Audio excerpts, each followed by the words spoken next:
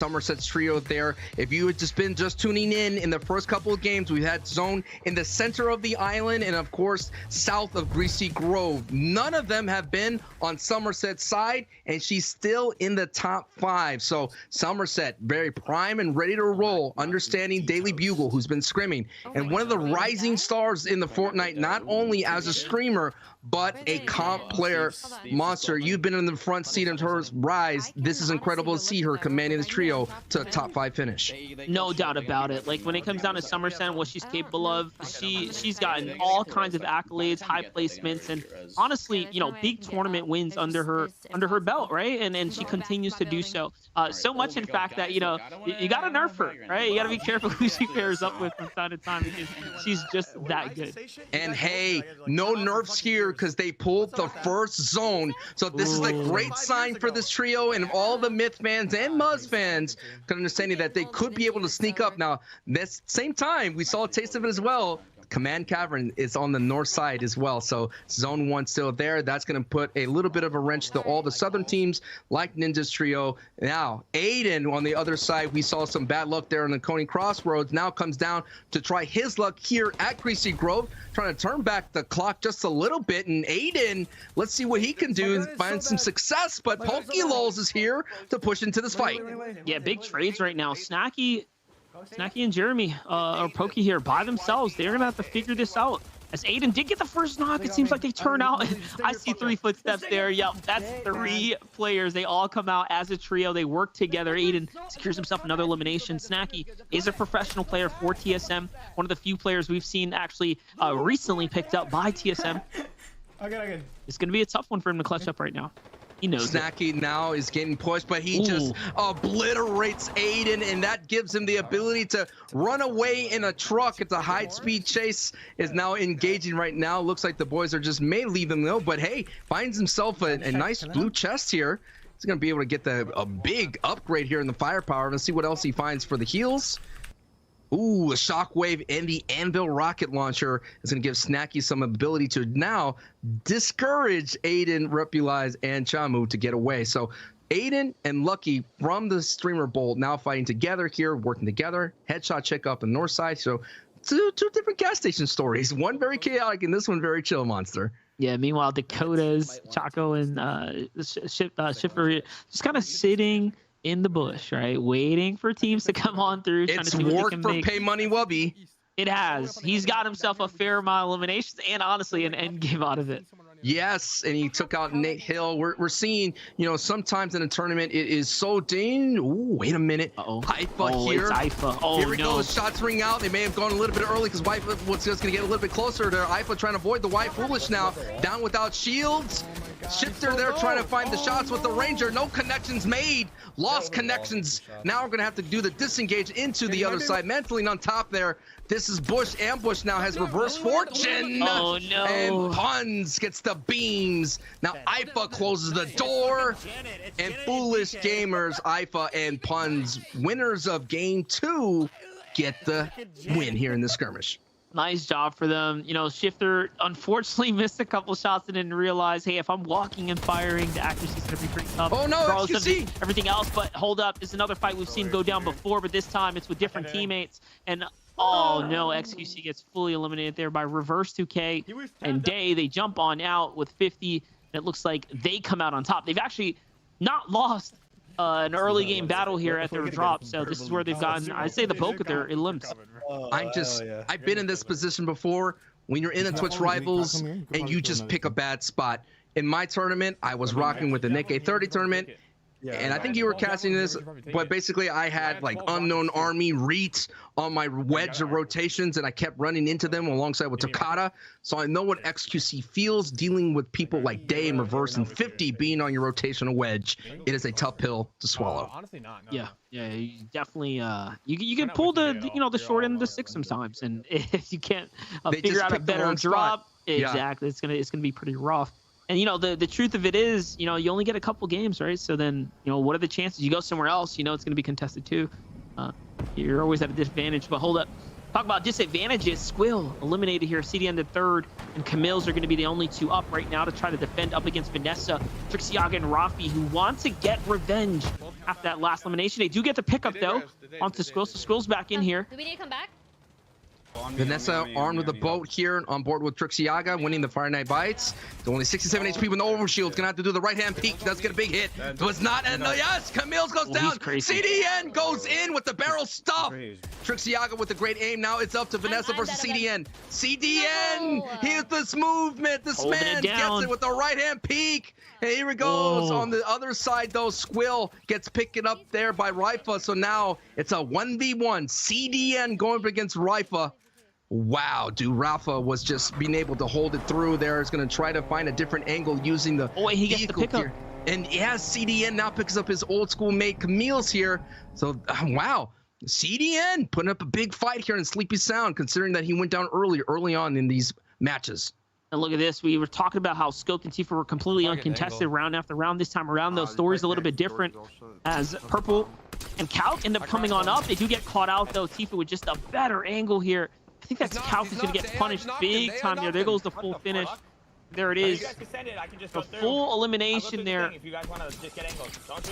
Oh, and they get another angle. Man, Tfue is just ripping this team apart right now.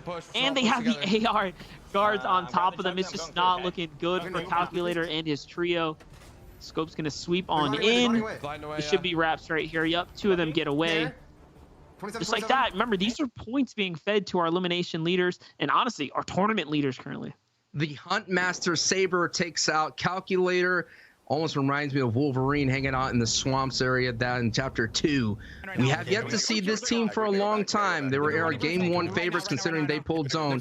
It is Nick A30, Clicks, and Nick Mercs, one of the wildest hodgepodges of all trios and probably in Twitch Rivals history, all coming from different sides of the Fortnite world. Of course, Nick Mercs getting his popularity early on in the Fortnite world, seeing team up with Aiden, colliding with Aiden in the Tilted Towers still holds true. But we talked about them not pulling zone here, and as you can see, they have to work. There's no location, but their comms have been on point. But Monster, they have yet to kind of beam on someone, as you see, Chap oralized the armored battle bus. Yeah, what's really cool about just Nick Mercs, just a final little touching point there. They had 4 eliminations, so they're closing that gap onto Tfue. Tfue, who did, of course, get one just now, but hey, it makes it that much closer as teams are tailing behind Tfue and their team's lead. This is a full North Pool zone there. You saw that going down northwest, so it did favor somewhat of the eastern and center position, Vanessa, but now it's starting to pull back. All the teams are favoring up on that North Pole. Yeah, CDN the third, right? They get zone for the first time this time today. And of course, Somerset is on the edge of that. Look at the mini map right here on the top right of your screen. Actually, this zone 2 does pull away from Somerset, Myth, and Muzz that are hanging out at the Daily Bugle. They're going to have to make the rotation. CDN's trio alongside Vanessa right there and pulling that. But what this means is Tfue, Cloakzy, and Scope have a strong position to dominate. It looks like they're rotating a little bit on the north side. Nick A30, Muzz, and Clicks are on the south side here, still at Tilted, but we're on board here with Chap, who's making his way up the river. He's going to be able to hold his position. See, this is where this will be a great FNCS spot. 0 builds? Not quite sure, Monster. Gotta be careful though. Edgy and Chap now pinched on the low ground as Pay Money. Oh my! The explosion comes through. Remember, that does set the field ablaze there. It's actually Calculator and Purple didn't end up blowing up the vehicle. Edgy and Chap are gonna have to commit to this battle here. They're gonna move on in. Pay Money Wubby's team actually opens up the fire there too. So 2 sandwiches coming in now from the front and the back. Edgy has to pause down. Chap rotates out to the side here. These shots are so crucial to them to not fire back. And look, not even using the shockwaves there. Talk about composure to hold back the shockwaves. That's how important they are for in-game. Chap is in a world of pain right now as Pixie is shooting on the backside, and the 2-tank strat from Nate Hill, Funk, and Scented now go into the hands of Somerset, Muzz, and Myth, who roll into Sleepy Sound and look like to make some noise. Everybody wake up that's in these buildings. You're about to be greeted by a couple of Titans. I like this play right now. They're saying, hey, you know what? Let's open up some builds here. Let's make sure it's nice and clear before we park our tank. They want to bring these tanks all the way to endgame. So what they're trying to do is clear out the area so they don't take any unnecessary punishment. And this is very smart of Somerset here to jump out the tank so she's not up in the air, exposed, using that, you know, the burst rifle here, the striker burst rifle, the red dot sight allows them to get that perfect accuracy. They have a game plan. They're looking to go for #1. They're looking to take that #1 spot. And just to make clear to everyone in the chat, everyone watching right now, the tank has some vulnerable spots. You shoot the backside of the vents, it gets everybody immediately out, ejects them. You could shoot the tracks, and that will lock it into place. You can also shoot the front side of the hatch, and it will expose the driver. This thing has many vulnerable spots. Muzz, Myth, and Somerset decide to go away from the convoy of tanks and roll on out. 60 players on their feet, including this trio. Myth gets inside the diesel, considering that he is vulnerable, hanging on the top side, but it looks like this tank may have some issues here. Who knew, Monster? Just a couple of stairs was all I needed to nerf the tank. Exactly, to hold it back. I don't know how I feel about them leaving that second one, though. We saw how powerful it could be when everyone's got a vehicle. Instead of doing the 2 tank strat, they end up leaving one behind. But Somerset doesn't have her tanker's license. She couldn't make it up and over the steps. Has to go around on over to our current game leader. Okay. Right? Cloakzy, Tfue, and Scope. We saw the mark there from Cloakzy, marking the high ground here on the north side of Shifty Shafts. That's a tough hold considering the majority of the server is on the north side. They don't see all these player tags like y'all see. Looks like Cozy alongside with Panda and their teammate are holding down Logjam. A little bit south of that is Team Alexa, who we had an interview with as well, who was worried about the big names in his lobby, still in the running to make herself up into the top 10. Let's take a look at Alexa here. She is in 9th place right now, and this is dangerous. So I mean, this is a tough rotate to make, Monster. Sure, you could get in the safe, but you're already dealing with so many trios behind you. Yeah, but you know what? Tfue and Korea, I'm more worried about them right now because Alexa, I mean, this team, we know what they're capable of, and the fact that they're going to have the advantage, like basically, you know, fighters pick on the zone here. That's a big advantage that you're setting yourself up with. But look at this. Muzz, Myth, and Somerset end up giving up the tank to go inside for a fight. They end up finding elimination there. It's just a knock, though. She does have to come in and get the full completion. There goes the team cross. They do it together. We love this teamwork right now. It looks so cool. It's the first time you're seeing Fortnite 0 builds action like this on NA East. And man, these shots, these moments should feel the action in the place. Getting tough and getting in constricted hallways. These caverns, the shots are echoing throughout the walls right now. You hear the comms, Myth calling them out here, and look at it. It is a battle inside the heart of the top of the peak. Nate Hill goes down. Bunk has to disengage as Ronaldo, the FNCS squad champion, is going to put a wrench into Funk Bomb Nate Hill's run. The previous game winners now in danger of being eliminated before the end game. I feel like right here, this mine shaft, if you hold on to this monster, if zone pulls, we might see a heal off, man. I don't know. Stranger things to happen here in the island as you see Tfue, Scoped, and Cloakzy claim the top. Yeah, this is definitely crazy because it brings you right into the heart of this mountain, which right now currently effectively makes you fully protected. All you have to do is watch the entryways, and you have this team on top. You have the team of Tfue, Scoped, and Cloakzy, literally your guards, right? The gargoyles of the skies right now, being able to watch your entire perimeter. No one's gonna get close to this team right now, or this entire area for the most part. Everybody is paying the price as they rotate in late, trying to find comfort inside the cavern. But we all know Myth, Muzz, and Somerset are sitting in there. Nate Hill is back in this fight, going to pick up a couple of splashes. Gives himself maybe a shockwave, but he understands that he's going to fight close quarters. But Monster, a shockwave will be great to pull people out holding that right-hand peak. Yes, exactly. You can use shockwaves offensively. We've seen that happen a few times. Very few, or not as often as we'd like to see because of how good they are on defensive play, but is an option. Here comes the split, though. Okay, so this is that important play right there, giving each other defensive capabilities to disengage.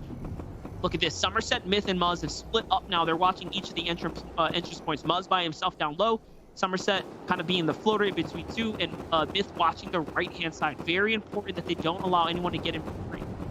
You're seeing the marker in the sky. That is where the next zone is, marked by one of the teams out here that we're watching, Tfue, Scope, and Cloakzy, trying to get as many tags as possible to suppress anyone. 35 people up, including them, is getting close to the end game here at Game 4. After this, we have one more left into the creator kickoff here for NA. $100,000 will be doled out, and right now, the lion's share going to this trio that we're seeing here, who are bringing back Cloakzy back from the skirmish days. Anvil Rocket's going to discourage this high ground placement. Here it comes. Yeah, those shots do come in on a bit of a delay, right? The rocket has to travel all the way on over, but most importantly, you have to kind of angle Look at it the up. zone. You're out in the open though, and this is what happens when you're exposed to something. Okay, so this position they're on, no longer safe, right? This is no longer the safety position. You have to make a move here. They do have the advantage, of course, of making everyone pretty much run, right? In fear of what they've been able to do. But look, great rotate. Look at that mini-map, bro. Beautifully the mini-map. On the basically the weak side, no one is here. They cleared it out from all the suppression fire using the slide mechanic and slow free, but not free right now. Clicks in a bad place on the shoulders of Nick Mercs. I don't like this positioning. They are in the valley, in the center, Monster. This is not going to pay well. They're going to shoot shots, but look at this. Nick Mercs has no choice to go up into the air, but he went a little bit too high. The angle is not there for them, and they are just sitting like fish in a barrel, not looking good. And that's Hiko, Ninja, and Arkram, some of our better marksmen in the lobby. You do have to be extremely cautious. They're going to have to completely get out of there. And Nick Mercs uses 2 or 3 shockwaves. It's going to dig deep. It's going to cut so deep, and now he is by himself. So, you know, the likelihood of him playing for the pickup is out of the question here. He has to play as a solo. You hear the steps down low. You hear the rockets coming in. These tanks do get demolished. And look at that, sent into the divot. That's what Fortnite's all about right there. It's chaos. Stay with Nick Mercs if you can, because Nick Mercs is going to have to clutch.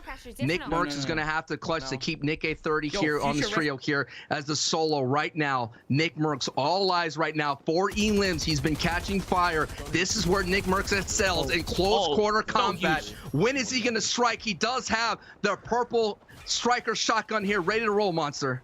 Yeah, unfortunately, just a burst rifle to back him up. Had he had an SMG, I mean, I would feel so confident about his position, but this makes it more tough for him, right? It's an uphill battle at this point. Somerset, though, lurking all around, checking their flank side, right? Really making sure no one's down here. She's putting herself in a vulnerable position as Nick Mercs is looking in. And remember, this place is not safe, though, not for too much longer, as the zone's already revealed itself. Remember, Ninja and Tfue might be colliding here as they're making a rotation. If Nick Mercs is in a chill spot for a moment, we could take a look at drone shot to see where is Tfue, the leaderboard.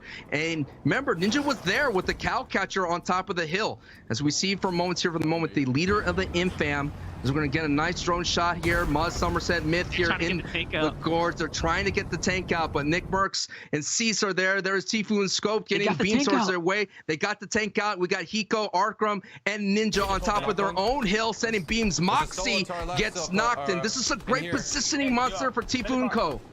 Yeah, definitely. You saw the call out there. There's a solo over here. That's Nick Mercs. There it is. It's out in the open. Unfortunately, one shockwave, and it's not enough. He gets crushed. Here goes another elimination here. And Buzz, Somerset, and Myth trying to fly their way across. No, shut down. Here comes the solo. They're flushing them out. And this is what key positioning will do for you. It'll start unlocking tons and tons of elimination. And now all of a sudden, they're up at the top. They've already had the leaderboard win. Right? They were in the lead here, and they're continuing to dominate the field. Monster is going to go down. Ninja versus Tfue. The shockwave sends them flying into the storm, and he gets a knock on Arkram. Tfue, who is returning back into the Fortnite scene with full force, takes out the big ninja. Out he goes. Tfue, Cloakzy, and Scope may win this entire tournament with this victory royale. It's all in the matter of moments here. It's a 3v1. There it is. Let's go.